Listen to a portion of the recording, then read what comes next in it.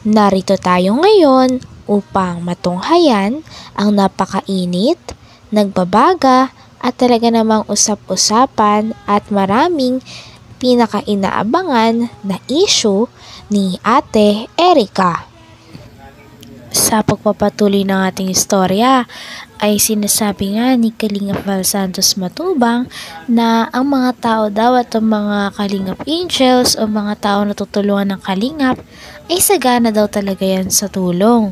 Kung hindi man sa pera ay sa mga pagkain at package na pinapadala ng mga sumusuporta sa kanila dahil din sa pag-vlog sa kanila ng Kalingap. Ganay, may iyo ka na? Ano napakaswerte mo naman? Mayroon ka ng monthly allowance, may pabigas, may papackage, tapos may iyo na? Abay, saan ka makita ng ganon? Kumplito ng maray, may iyo pa, tapos may allowance?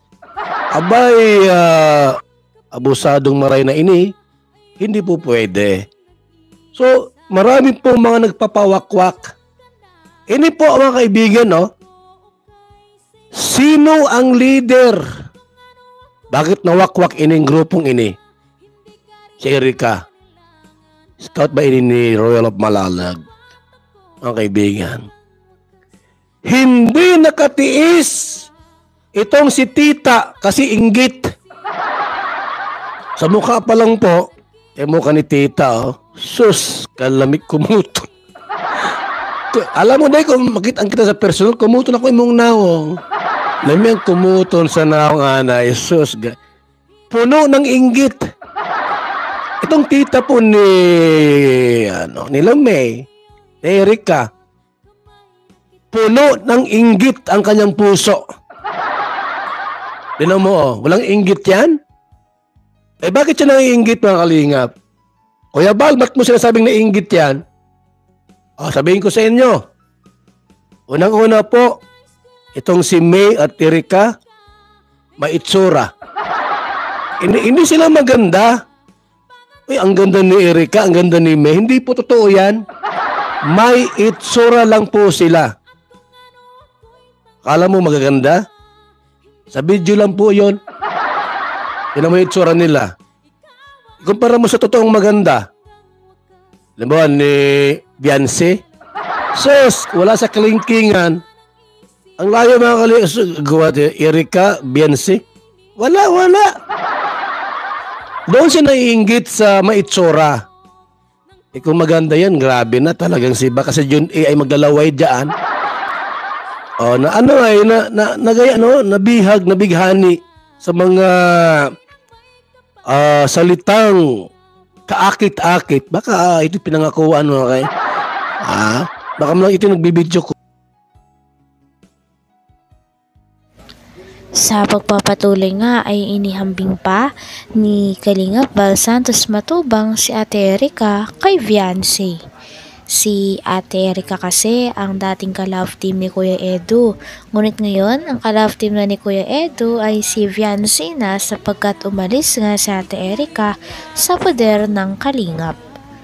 Nakikita nga daw na ang tunay na maganda ay si Viancy. Pero si Ate Erica naman ay may itsura naman daw talaga.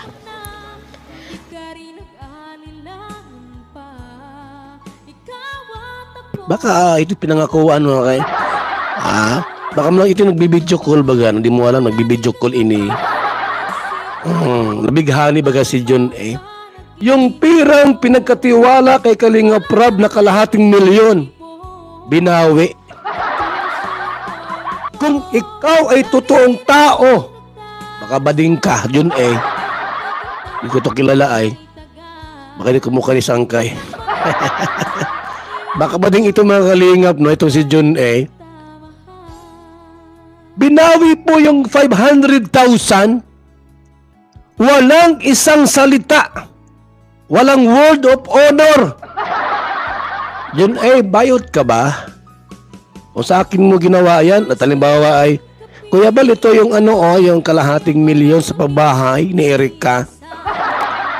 Hindi mo na mababawi sa akin yan. Bakit po? Re-resibuhan kita ng foundation. Nakaisampal kong resibo sa mukha mo, Jun eh. Yung masabi ka, ay, Kalinga Prab. Bakla talaga. Kalinga Prab, kukunin ko yung kalahating milyon. Mabait si Kalinga Prab, mga kaibigan. Ubod ng bait. Wala siyang sasabihin. Bakit po? Hindi po. Ibibigay niya. Kung sa akin yon, sampal kong resibo sa'yo. Kalahating milyon? Babawiin mo? Hindi mo na makuha sa akin yon. Kahit idemanda mo pa ako, resubuhan kita ng back to back. Pasalamat ka at kay Kalinga Prab mo binigay yung 500,000, yung kalahating milyon. Bakit na bago pong isip, mga kaibigan? Noon po, sabi ko, bakit binawi? Anong dahilan? Mayroon bang something? May mali ba sa amin sa Kalingap? Bakit babawiin yung kalahating milyon? May nagsulsul ba? At binawi yung pera? Isang malaking katanungan po, mga Kalingap, mga kaibigan. Kung bakit binawi. Yun pala po.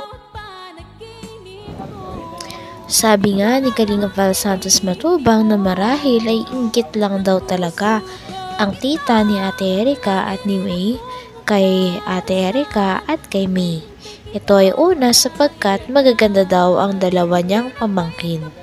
Kahit naman daw hindi sabihin ng tita nila na naiinggit ito, ay halata naman daw talaga. Ito ay dahil marami daw pera sila Ate Erica at si May kumpara sa kanilang tita na sinisiraan sila.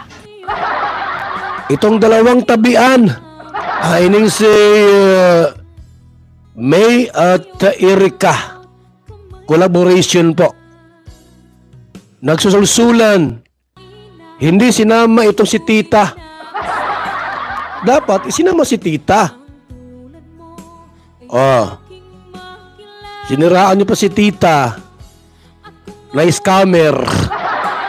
Tuloy, lumabas yung bahaw ninyo. Yung mga po, mga kaibigan, no?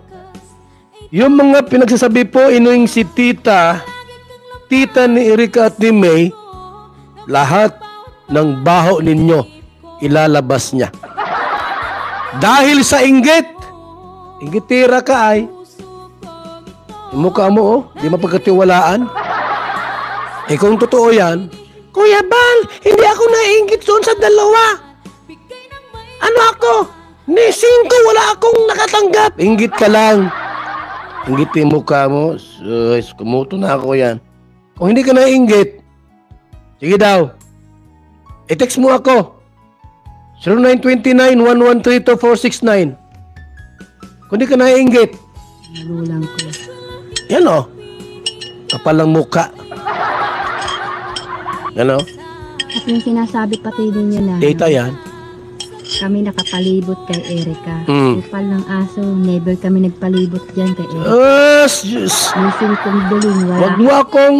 Ay, kumuto ng mukha. Naong ni mo, day. Nising kong duling, wala kaming kunuha. Inggit ka lang. Ha? Bigyan mo tuwa.